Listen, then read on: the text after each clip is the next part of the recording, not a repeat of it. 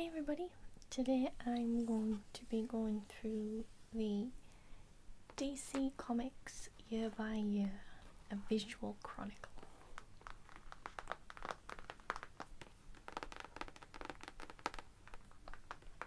Now I must admit I don't read many DC comics. I've read a couple of Batman and a couple of the Flash comics because he's my favourite. But that's about it. I do absolutely love Smallville, which of course is the early years of Superman, aka Clark Kent, and I also used to religiously watch Lois and Clark. I don't know if anyone else remembers that.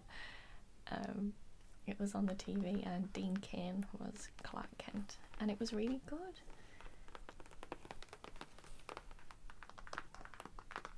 So I got this as a present from my mum, and it comes in this nice kind of cardboard case which keeps it nice and clean.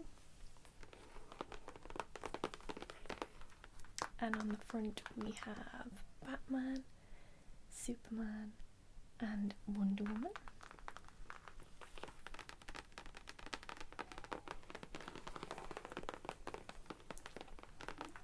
I also love the Tim Burton Batman films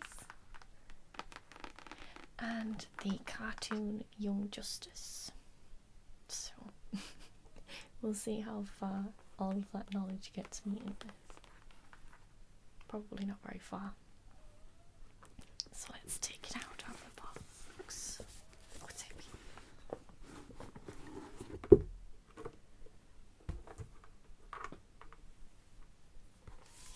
So the cover is really pretty.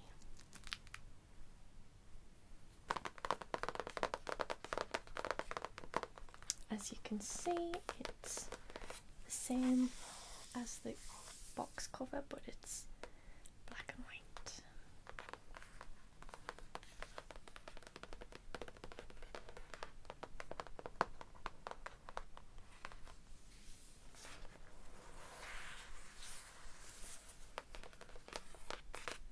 I still haven't seen Superman versus Batman, or is it Batman versus Superman? Which way around is it? I still haven't seen that. I'll just get it on DVD when it comes out. Okay.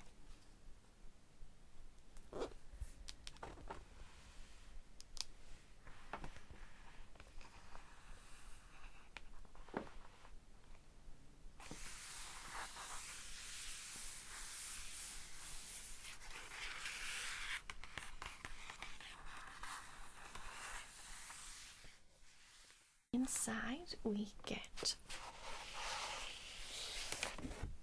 2 prints. These are absolutely gorgeous. So this is Batman, looking awesome. And then we have the cover of all 3 of our heroes.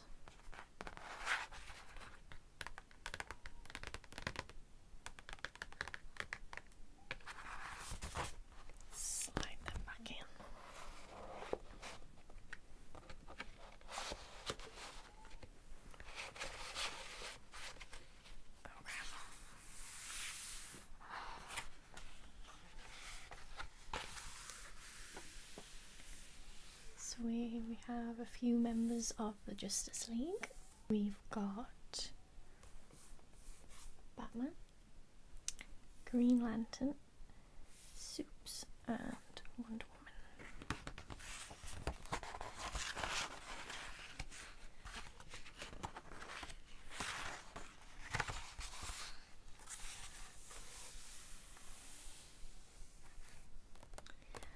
Looked at one way, Kronos, the ancient god of time, was the beginning of Western civilization's preoccupation with the measurement of years, decades, and the passage of our days that has been our obsession ever since.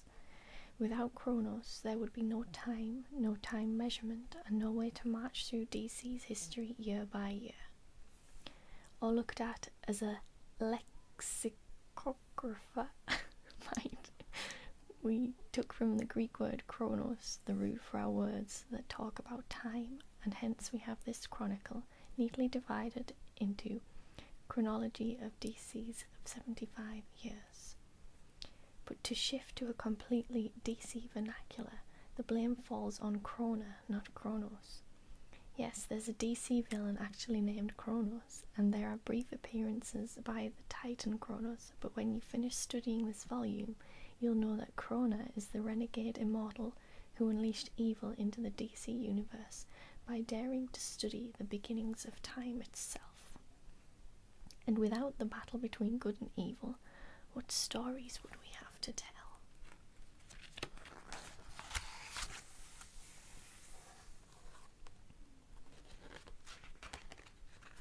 So DC Comics have been going for 75 years, since 1938.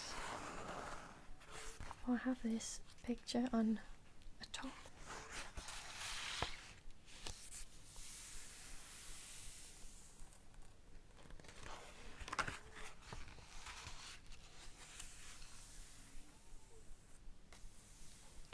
It all started here for DC Comics. Malcolm Wheeler Nicholson, a former military officer and pulp writer, had founded National Allied Publishing in 1934, and in 1935 he launched the first ever comic book devoted to new material, New Fun.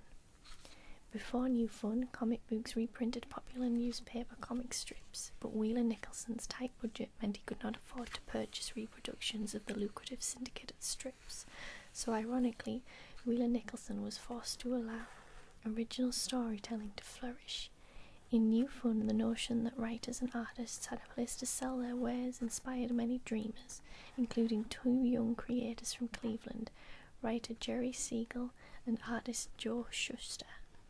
After publishing 4 issues of New Fun, Wheeler Nicholson packaged them into his first reprint book and added a second title, New Comics, to the National Allied lineup.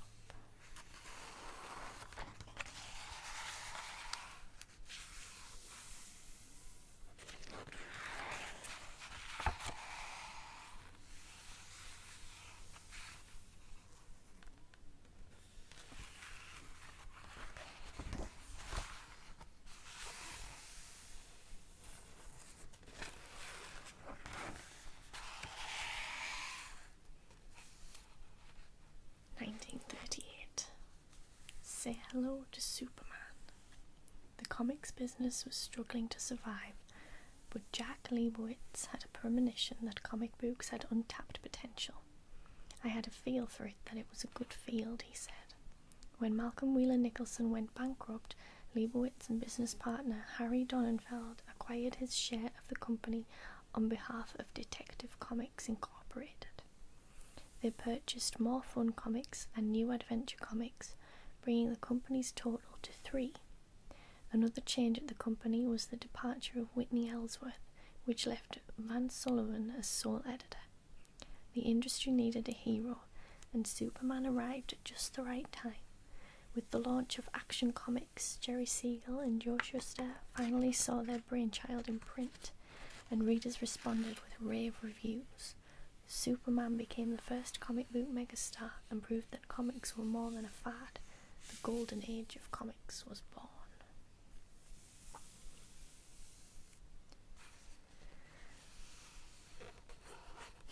So here we have the original Superman.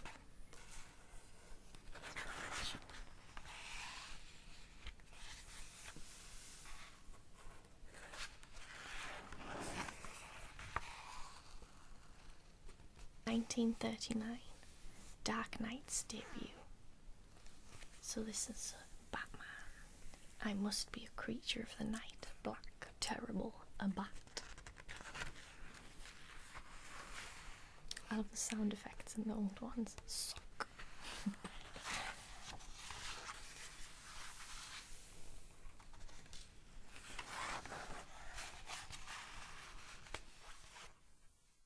1940s.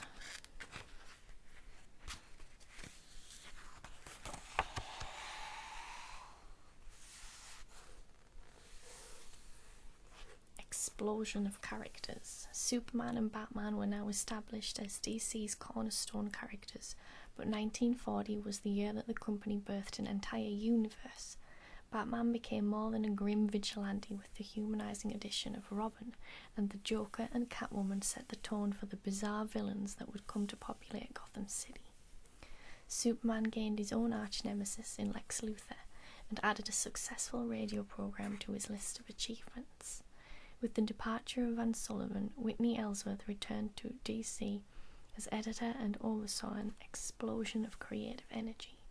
New characters included The Flash, the Red Tornado, Hawkman, Green Lantern, Dr. Fate, Owlman, the Atom, and the Spectre, and the inauguration of the Justice Society of America proved that these fresh faces could share the same space.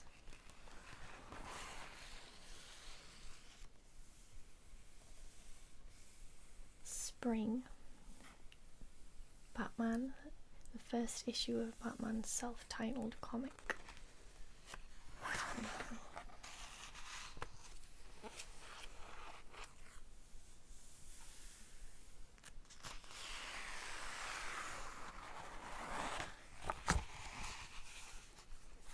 The Junior Justice Society of America.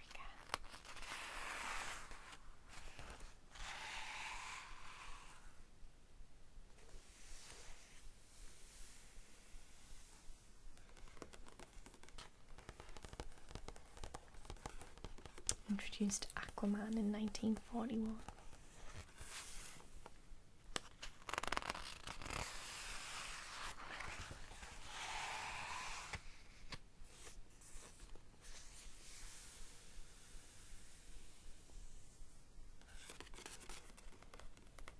So because of the war, there was some use of the comic images. Sign up and defend your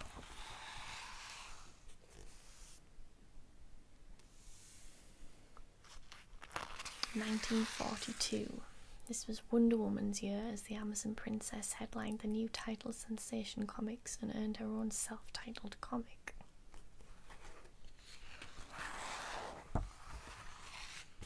Girl power.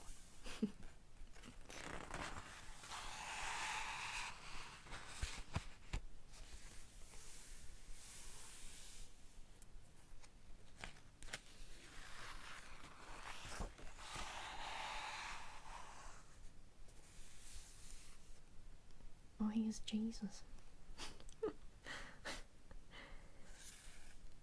The Bible had heroes, villains, and amazing feats, so its content proved well suited to the comic medium. The first DC series to feature biblical tales had appeared back in 1942, titled Picture Stories from the Bible. It adapted stories from the Old Testament, including those of Moses, Abraham, the prophet Elijah, and the classic underdog matchup of David and Goliath. The 1944 version, labelled New Testament Edition on the cover, told tales from the life of Christ. Don Cameron illustrated the series, which offered 45 pages of religious education for only 10 cents. What a bargain.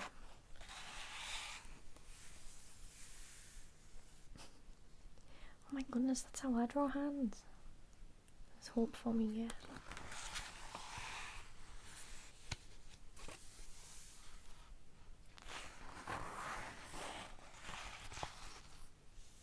This chap. Oh, it's the Secrets of the Batcave. Is this Bruce or is this Alfred? Oh, I think it might be Robin.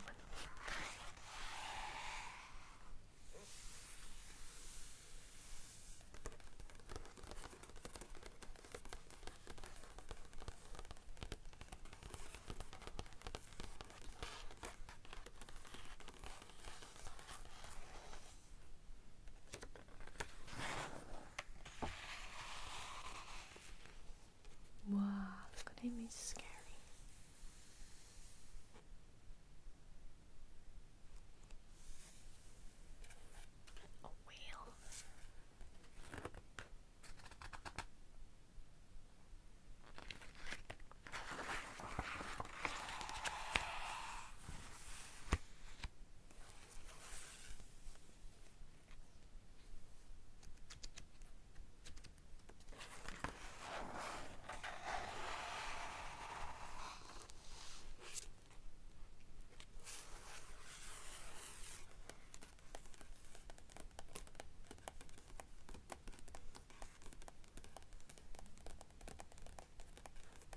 1949. In his newspaper strip, Clark Kent married Lois Lane.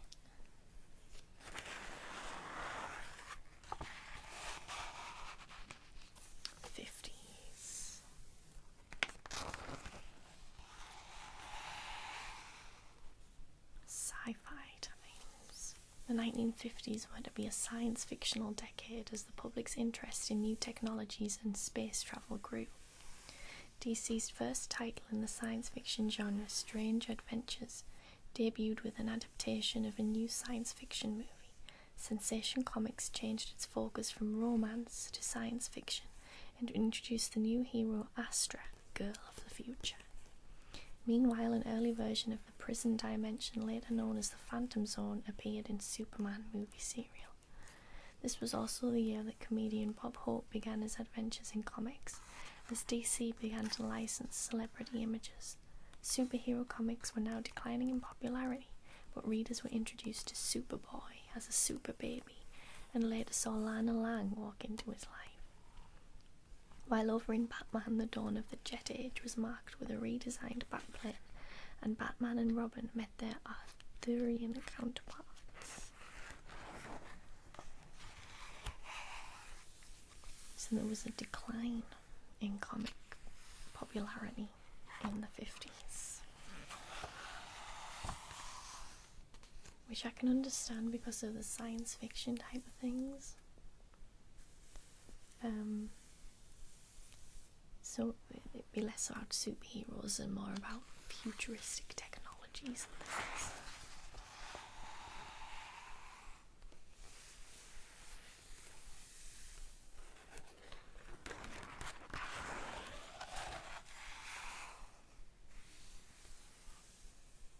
Jimmy Olsen.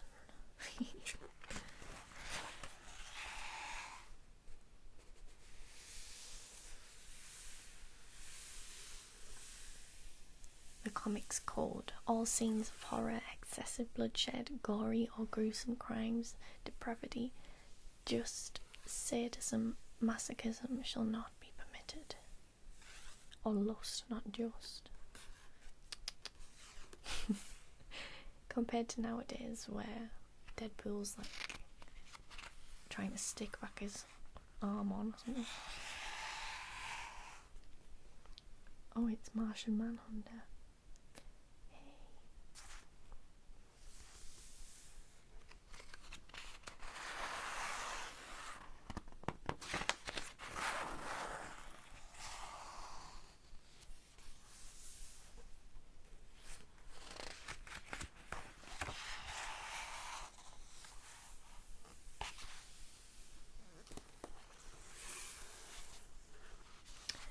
Here's our Flash. Ow. The Scarlet Spinster. Green Lantern.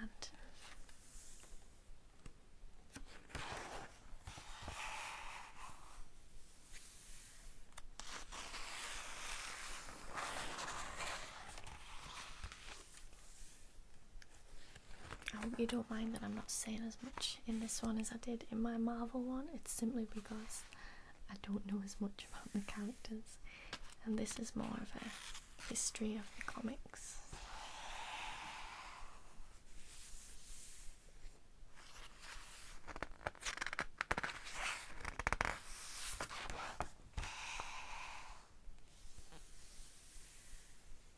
The popularity of the superhero was already on the upturn, but in 1959 things really began to take off. DC continued to revamp heroes who had dwindled in popularity. The year saw the debut of a new Green Lantern, Hal Jordan, who would go on to become one of the Silver Age's true greats. Shame about his film.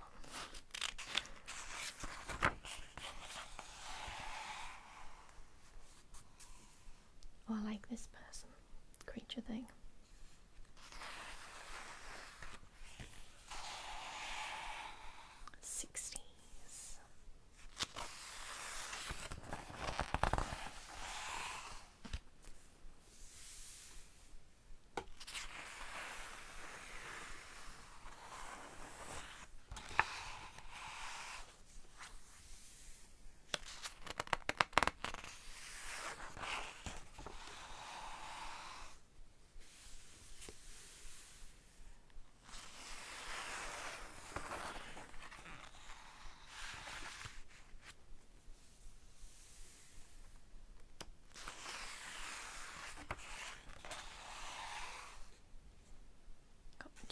League.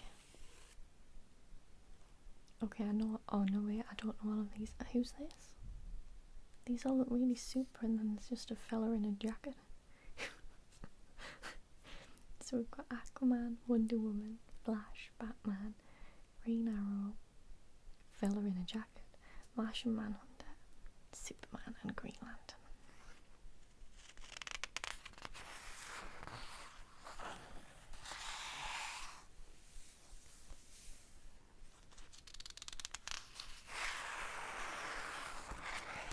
The Justice League cartoon is also really good.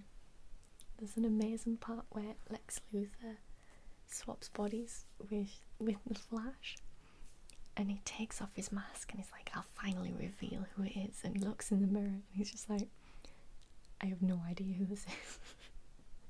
It makes me laugh every time.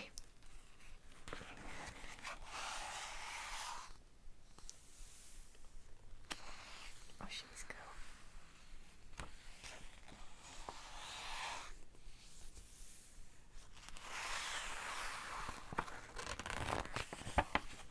Teen Titans, look, it's Kid Flash. Robin. I haven't seen the Teen Titans cartoon. I think it's made for younger children, but that doesn't usually stop me. I haven't seen it.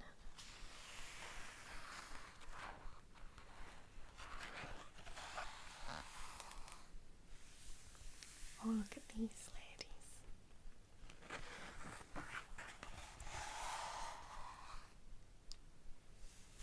Aquaman. I hope Aquaman is going to be good in the Justice League film. I'm excited for it because it's Khal Drogo, or whatever his real name is. I don't know, I'm sorry.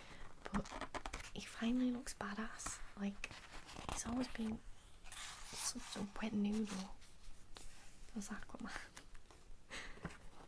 And I think he gets a bit of a bad rep, so hopefully he'll be like awesome in the film.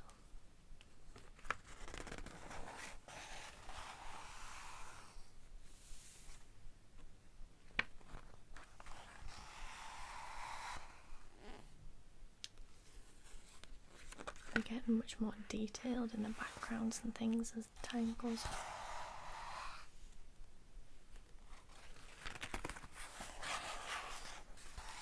So now it's the 70s.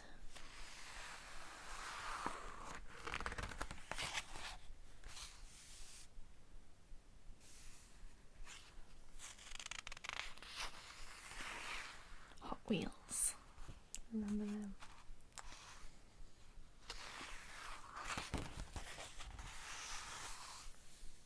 Batman and Robin.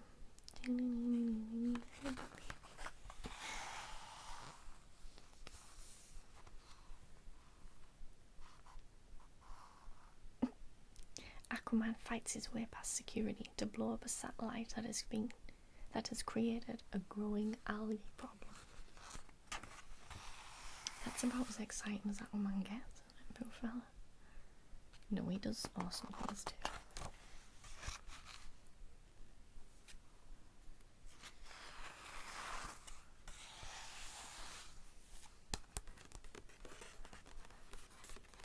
Tarzan in 1972.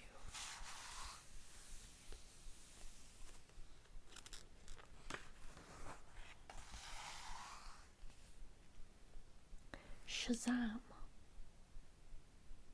I've seen him in something. I don't know why I didn't. Shazam.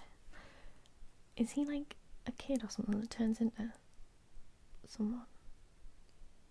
Something like that rings a bell.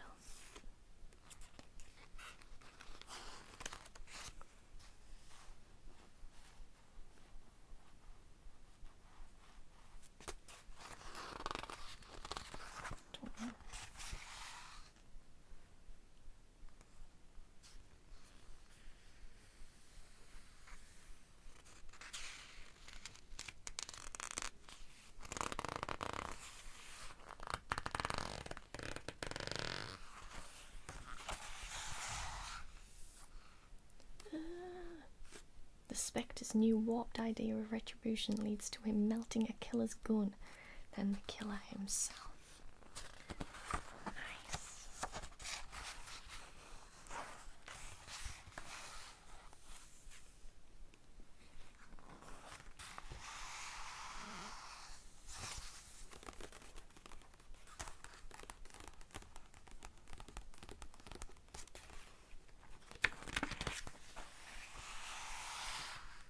Ooh, this looks cool. Spectacular action set pieces as exemplified by the inked splash page, as well as scantily clad maidens, dinosaurs and mythical beasts, helped gain the Warlord a cult following during the 1970s and 80s vogue for sword and sorcery. Written and illustrated by Mike Grell, the title debuted in February 1976. Oh, she looks like Marvel Girl. Is that who I'm thinking of? I think so. I don't know. I'll be quiet. Man bad. Excuse me, why is Spider-Man here? Superman vs. the Amazing Spider-Man, in which DC and Marvel pitted two of their greatest icons against each other, was truly the battle of the century. How would that even be a battle? Superman would just totally destroy him. Poor Peter. Jonah Hex. We'll pretend that film doesn't exist.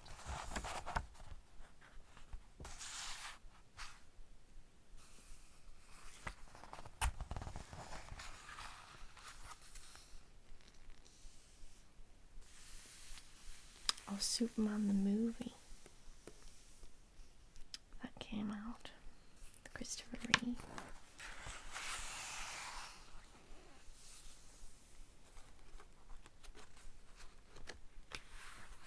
Superman versus Muhammad Ali.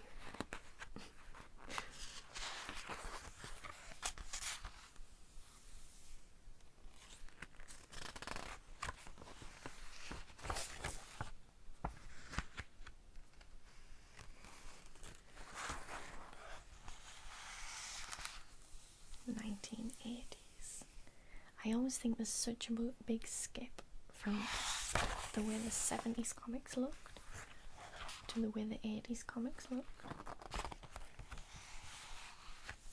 I don't know if it was just new technology or a new inking technique or something, but it just looks really different, I think. So much detail. Like, look, this is gorgeous.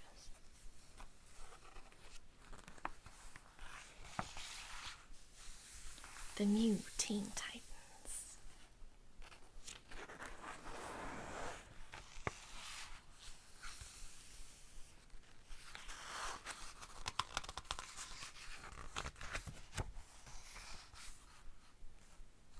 Here's Spider-Man again. Hey, oh, and I spy Doctor Doom as well. And the Hulk. Why don't we get crossovers now? We should totally get a movie crossover. I want to see the X-Men versus Teen Titans. That would be amazing. Oh my gosh. Did I really just say that? Sorry, I got too excited. X-Men and the Teen Titans. They were the most popular titles on the market, while the new Teen Titans had been capturing the attention of DC fans for the past 2 years, securing them the position as DC's #1 team comic. The Uncanny X-Men had been doing the same thing over at Marvel Comics. As different as the two titles felt, they were also remarkably similar, both above and below the surface. Both titles starred a team of young heroes. Both teams were a reinvention of a 1960s idea. Both featured a mix of classic and new heroes living in an almost family-like fashion, although the X-Men were a bit more dysfunctional than the Titans.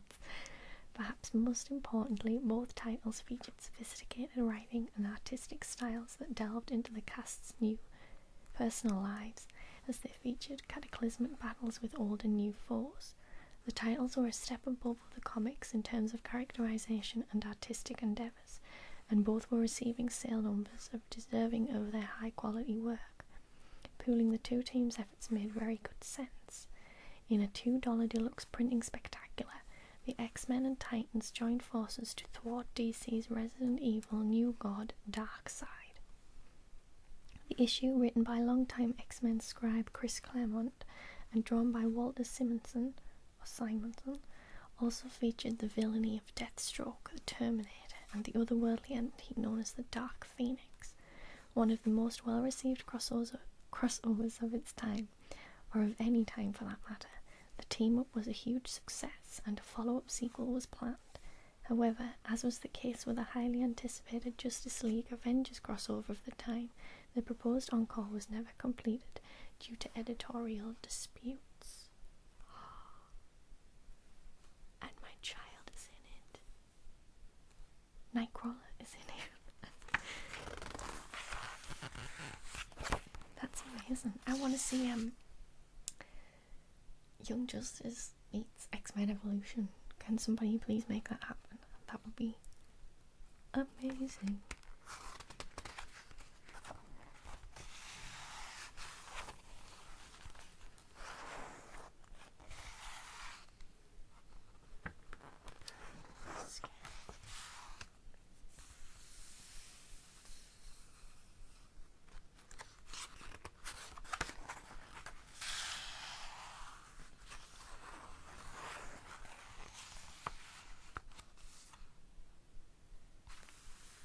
Comic book stores started in the 1980s. Wow, that's really late. Like, they finally got their own thing. So there was enough to fill a whole store. That's really exciting. Imagine working in one of the first comic book stores. That'd be so cool. Wow, this is pretty. Look at everybody.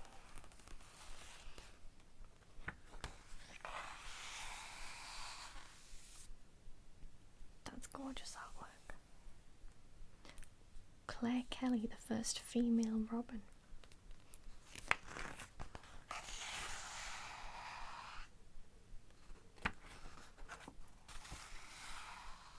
What's this? The Batmobile attacks. Oh no.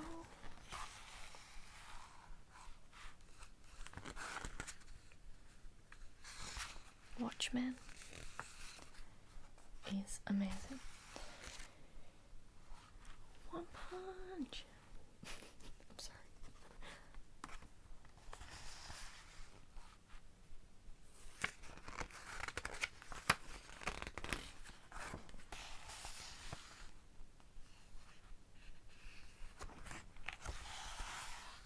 Oh, look how pretty everything is. All of a sudden, again, there's such a jump. Like, these are gorgeous.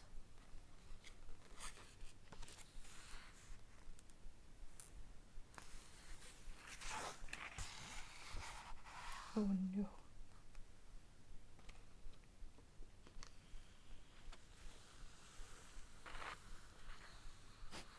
Batman takes out his rage on Superman, who rolls with the punch in order to not shatter every bone in the Dark Knight's hand.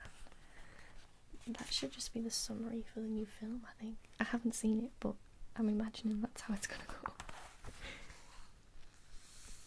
Sandman. Ooh, scary. Suicide Squad.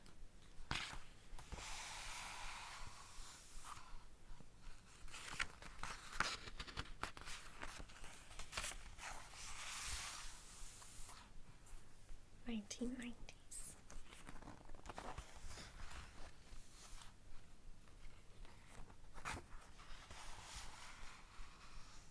Ooh, 3D. Imagine. That's so cheesy, I love it. 1991. This is the year I was born. The invention of the direct market and its offspring, comic book specialty stores, had given the comic world a much-needed boost. Thanks to the mainstream attention that comics were receiving following the impressive achievements of the late 1980s, the upswing in comic sales was more than doubling. Some of the stigma of being a comics fan was lifted as the world began to recognise the renewed sophistication of the medium. Marvel and DC were capitalising on the heavy foot traffic seen in stores, and numerous new titles began to emerge. However, quality storytelling was still at the forefront of every DC editor's mind. Well-established creators were tapped to spin off well-established characters in their own comics. This method, along with a focus on crossovers to build excitement, helped more minor characters build successful franchises all on their own.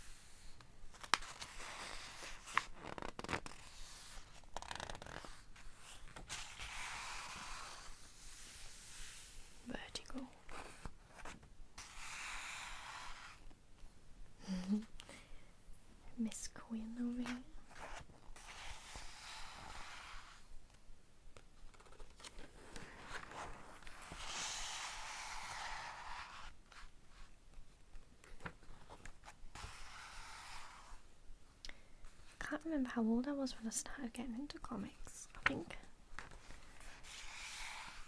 Let me think. I really loved the X-Men movies. I think it was about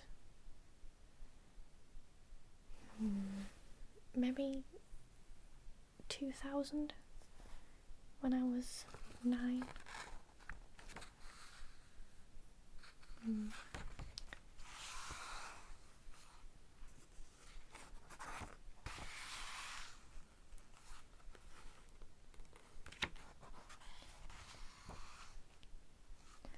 That's pretty.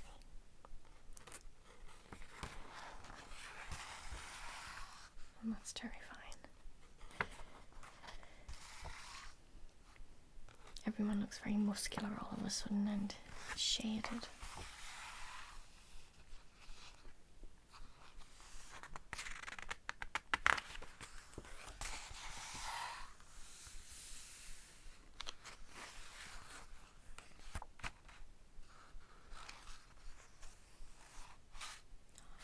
That is gorgeous.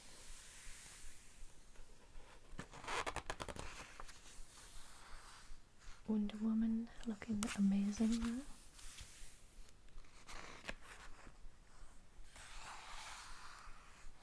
Beast Boy.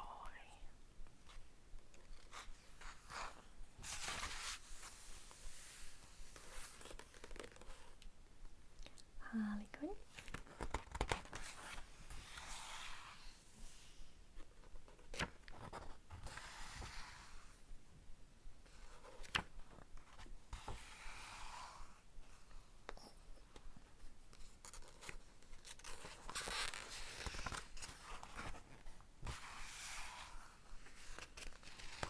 Sexy Miss Catwoman.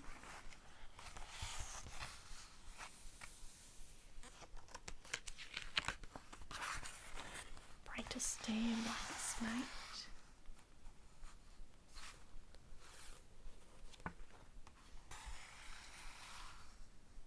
Wow, they look really awesome. It's the Teen Titans. I think I might read some of them because they look so good.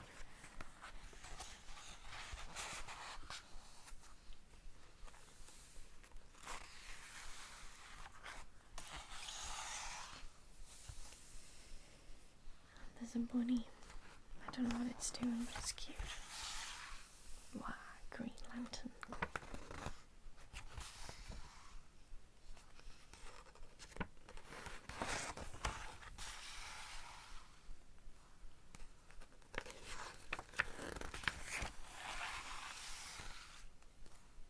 Oh my goodness.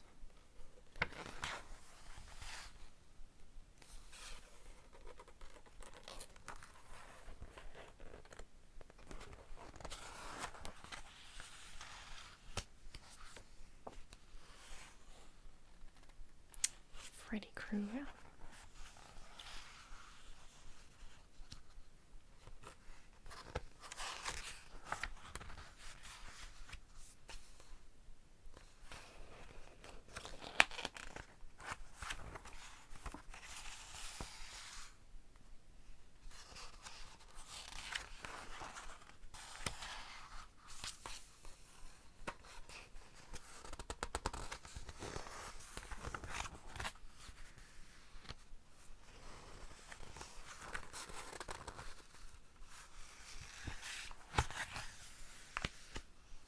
Zombies.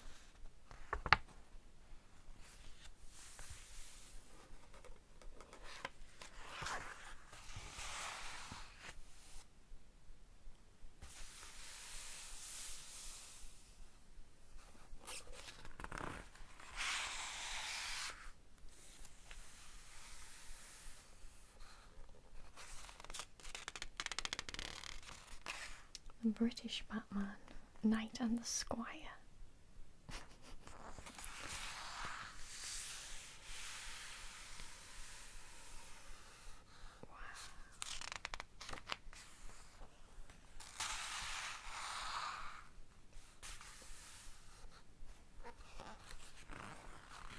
The New 52.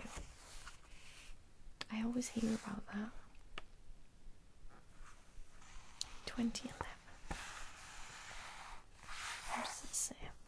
Characters' backstories were altered, heroes' wardrobes were overhauled, new writers and artists emerged, while old favourites were shuffled around and a bold same-day digital release initiative began. This is the one I've seen. Actually, this is the one I might have. Possibly, I'm not sure. I have so many, I never remember which I've got.